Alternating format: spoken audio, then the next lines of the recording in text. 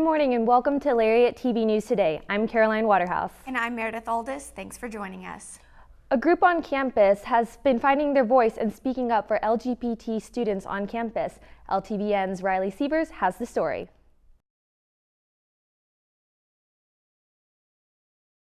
Being a member of the LGBT community on a Baptist campus sounds impossible, but the Sexual Identity Forum is providing a space for students who feel like they are alone. There's so many other people who have the same thoughts, feelings, religion, belief, whatever as you, and it's just as a way of helping you find other people, find community, find friends, and have that great Baylor experience that we want every student to have. Since its creation in 2011, SIF has existed under the radar, and many students are unaware that it exists. But the group is now working to change that.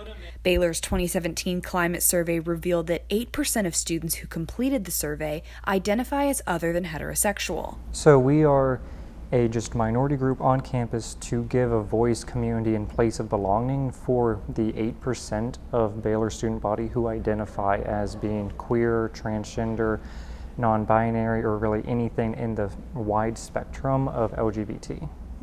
The spring 2018 semester was a turning point for the group because they decided it was time to be more visible. One of the ways they did this was a chalking campaign around campus. Last year it was still pretty underground. People were still scared to talk about it, but especially this semester is when people are actually like, hey, this is a thing, I'm in this. You see more stickers, more pins on people's backpacks, and so you're able to say, hey, come to SIF, this is a thing that is at Baylor. Patterson says his experience at Baylor has overall been positive and attributed this to the community. I think it's those small moments that I remember the most about Baylor. It's not the kind of random bad things that happen. It's the overwhelming sense of Christian community that does say love your neighbor as yourself, that does go out of its way to be open, inclusive, and kind to everyone, regardless of belief, gender, creed, whatever. He said discussion about issues like human sexuality is a key to growth and education, and SIF wants to encourage that discussion at Baylor. Reporting for Lariat TV News Today, I'm Riley Sievers. Over the weekend, thousands of young people gathered in Washington, D.C. to urge action on gun control and gun violence. The March for Our Lives rally was one of many that took place on Saturday across the United States and the world. The event follows a spark in discussions concerning the link between gun control and mass shootings after 17 students were left dead in the Parkland, Florida school shooting last month. In Waco, various individuals showed up in downtown Waco to have their own rally and speak about the need for stricter gun regulations. Several counter-protesters also showed up at Heritage Square, citing Second Amendment rights and interrupting event speakers. With music, they have proved that they are just more than peers. They are family. When Baylor senior Scott Quintana was diagnosed with cancer, his friends made a simple gesture that meant the world to him. Our reporter Christy Soto has the story. The week before Christmas, senior music education major Scott Quintana got news that would change his life. He was diagnosed with testicular cancer. It was a personal challenge for me, though, because I was feeling the pressure of, geez, I was going to have a job, I wanted to start my career, but this came first. My health, and everyone agrees that my health would come first. Quintana, after sharing the news with his friends and family, posted on Facebook to inform everyone what he was going through. Being a music major, this is our life, so we're always together. So just knowing that one of our closest friends has cancer was really, really shocking. The members of the trombone studio at the Baylor School of Music responded in solidarity with what eventually would be called Scalps for Scott. We all got together and we met in the trombone studio room. And our professor actually was the one that shaved all of our heads. So we kind of made this big process out of it where were there for each other and for Scott, and Scott was there, and we just all did it together. Hair is such a material thing, and it grows back eventually. So why not shave it for him if it shows that we're all here behind him to support him? The members of the trombone studio have shown they are more than just peers, they are family. It felt encouraging to know that we are so close knit and there for each other, and like we really are like this family, like in the school music. I really do appreciate it from my heart, and to see how much they care about being a collective community, because we always supported each other no matter what kind of accomplishment we were going through, no matter what kind of hardship we were going through. Like, all these guys stand by one another. So when I first told Mr. Phillips that I was diagnosed with cancer, he said that they're all going to stand behind me and be there for me. So I think that's one of the things about this, is that I felt that strong sense of community, and I'm thankful for that even through this. Reporting for LTVN, I'm Christy Soto. With job hunting season in full swing, Baylor is making sure all students can be dressed for success for their next interview. Baylor's Office of Career and Professional Development is now offering students the opportunity to enter the workplace through the opening of its career closet. The closet is located in the west wing of the Sid Richardson building in room 127 and offers a variety of workwear to students free of charge. A visit to the closet includes a meeting with a career advisor to consult students on appropriate attire and a visit to the fitting room to try on items. No appointments are necessary, and the center's hours of operation are from 9 a.m. to 4 p.m. on weekdays. A service for students that started decades ago with golf carts has now grown to include Baylor Police Department cars. LTVN's Meredith Aldis tells us about the service that helps students get home safely. If you need a ride back to your car or dorm, Baylor Police Department is available 24/7 to pick you up. The escort service covers the 1,000-acre campus and an extra patrol response area that reaches all the way to 17th Street between I-35 and LaSalle. It's a great way for the police officers or the security officers who are doing those escorts to make contact with the community and get to know each other. Chief Wigtill said the average response time is 3 minutes. February, we did 360 escorts. Now, there might be more than one person on an escort, so how many people, I don't know exactly. Say it averages out about 12 to 13 per day. You can request an escort by calling 254-710-2211. For LTVN Today, I'm Meredith Aldis. 3D printing seems like something you would only see in a sci-fi film. But one Baylor alum used it to create something amazing. We'll show you what it is when we come back.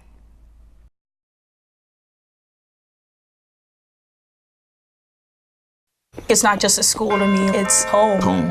Everyone's there to help you and to see you succeed. Challenging. Like, I'm here, I can do this. Friends. Friendship. Relationships. There's people that know you and people that are there for you around every corner. It's the shared experience. Rigorous. Growth. Transformative. Tradition.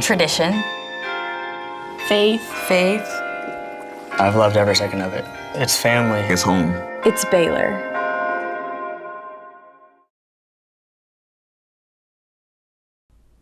Thanks to a large university, a popular television program, and Southern hospitality, what was once a small town in the middle of Texas has become a modern-day hotspot.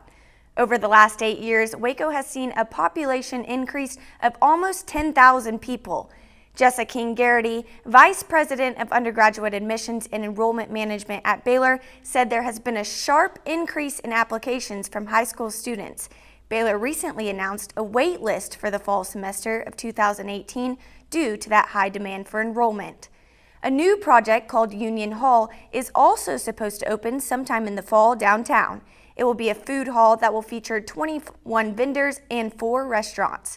Waco's growing profile is becoming more and more attractive to business owners and out-of-towners. One of Baylor's signature colors is green, and for good reason. Influenced by its Christian mission, Baylor has implemented university-wide sustainability practices and programs to take an environmentally conscious approach to everyday life on campus. The university has been working on a 5-year sustainability plan since February 2015 called Sustainable 2020. The plan includes 4 categories: dining, waste, energy, and water, and it sets goals for each of the categories to reduce usage on a campus-wide scale. Baylor also has a Sustainability Student Advisory Board, which allows students to make suggestions for improving campus sustainability efforts.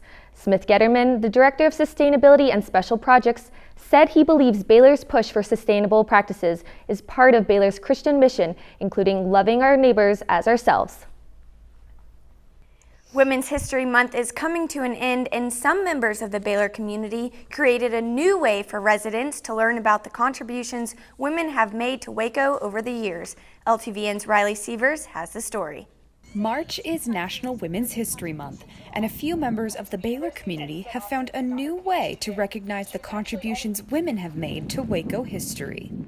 Often, women's history is excluded when you talk about towns or universities or our country.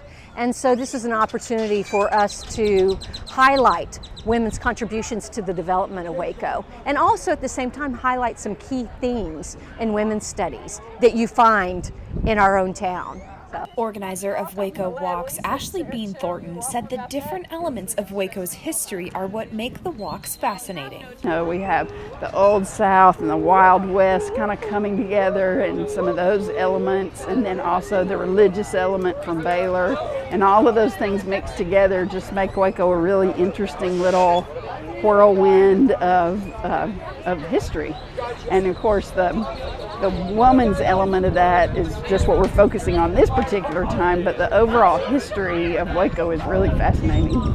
Lake Forest, Illinois sophomore Sarah Trammell has been researching the history of women in Waco since January, and said because she's from Illinois, she didn't know a lot about Waco's history, but was astounded by what she found. It's been really cool to see how many women there have been from Waco who are influential in Waco, or even influential outside of Waco, outside, in Texas or even in the United States. The 1 mile walk highlighted different landmarks such as the Suspension Bridge and Waco City Hall. The organizers hope the Women's Walk will become an annual event and a way to acknowledge the fascinating women of Waco. Baylor alumni Alex LeRoux and Jason Ballard unveiled their first 3D printed home in Austin earlier this month under their company Icon. 3D printing offers an entirely new way to design houses. It provides a quicker process start to finish, a broader design palette, and a potential quantum leap in affordability. The Austin unveiling was the first ever 3D printed home in America built with a permit. The unveiling of the first 3D house demonstrates potential change in the future of housing development and was designed to decrease housing shortages in places such as Haiti and El Salvador. Baylor has a rich history of successful faculty. Men's tennis coach Matt Knoll is another name to add to that list. LTVN's Branson Hardcastle has the story.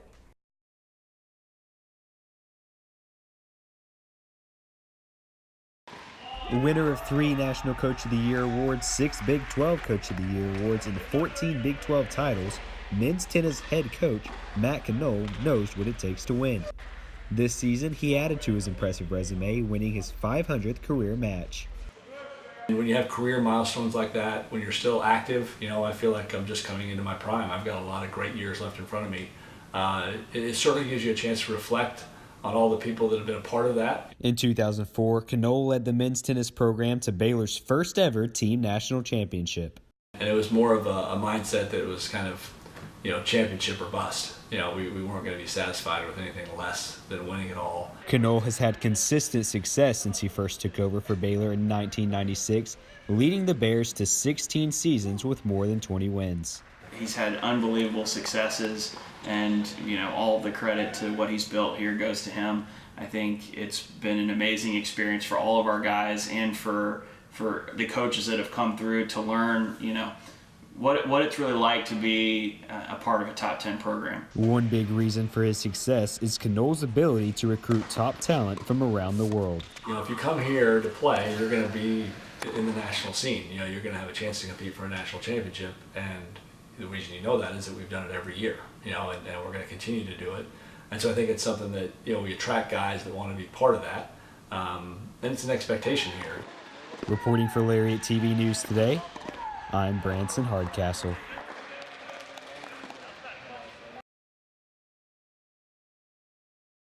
Two Lady Bears earn AP All-American Awards on Monday.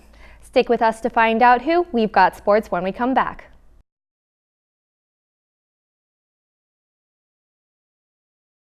It's not just a school to me, it's home. Home. Everyone's there to help you and to see you succeed. Challenging. Challenging. Like, I'm here, I can do this. Friends. Friendship. Relationships. There's people that know you and people that are there for you around every corner. It's the shared experience. Rigorous. Growth. Transformative. Tradition. Tradition. Faith. Faith. I've loved every second of it. It's family. It's home. It's Baylor.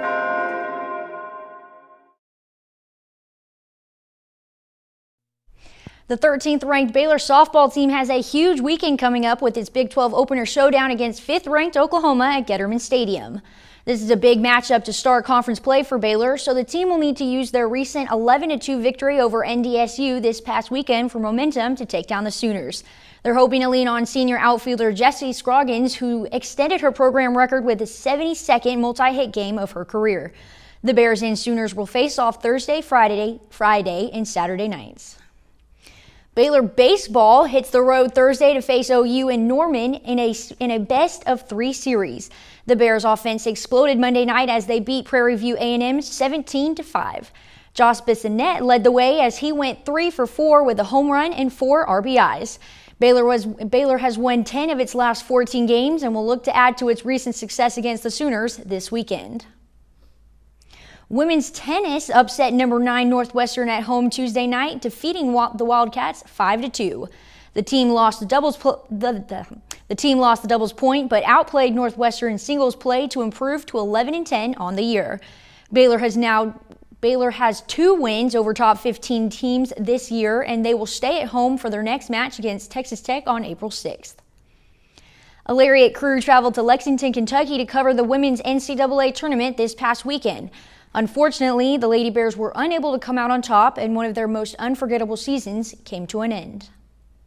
The number 2 ranked Baylor women's basketball team season ended with a disappointing upset by Oregon State in the Sweet 16, leaving the Bears 33-2 overall. Let's take a quick look back at their season. Winning 30 games in a row, the Lady Bears took home the Big 12 regular season and conference tournament championship for the 9th season, but it wasn't easy. There were plenty of hurdles to overcome. It started in November with the death of my grandchild. Then it was Trinity Oliver tore her knee up. We only had 10 to begin with. Trinity Oliver tore her knee up. Then we're stranded on the side of a highway with fog and bus on fire, 3 o'clock in the morning.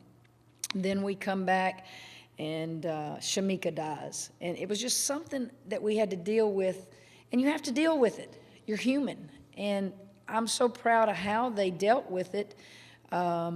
Because they really made coming to work enjoyable. Despite all these hardships, the Lady Bears stood together strong and silenced the skeptics, proving they could still compete at a championship level with only 8 players. I think we fought hard. I think we fought till the end, and that's all I could really ask for. And I know that we all wanted it the same way I wanted it, even though I'm a senior. But, we fell a little short, but I'm proud of our overall season. Seniors Christy Wallace and Nakia Cohen will be graduating this May, but we'll be seeing Kalani Brown, Lauren Cox, Natalie Cho, Juicy Landrum, Dee Dee Richards, Trinity Oliver, Moon Urson, Alexis Morris, and a number 1 recruiting class on the court next spring. Reporting on the Lady Bears for the last time this season, here in Lexington, Kentucky, inside Rupp Arena, I'm Elizabeth Tharp for Lariat TV News. And it was announced Monday morning that Kalani Brown and Lauren Cox earned Associated Press All-American Second Team and Honorable Mention recognition. It is the first career All-American award for Cox and the 4th All-American award of the season for Brown and the 6th of her career. Baylor football hosted its pro day Monday morning, giving 12 players the chance to work out for NFL scouts. Branson Hardcastle has the story.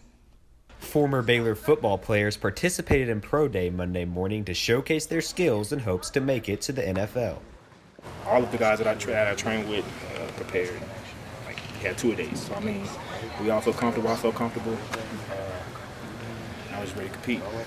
Many players have been training in preparation for this day since the end of this past football season. It's been a long journey since late January. I've been training, busting my butt every day, all day, twice a day. On off days, go out and recover and stuff. It's been a long journey, so I feel like I was real well prepared out there. 12 former players took part in the pro day, and 11 of which were seniors.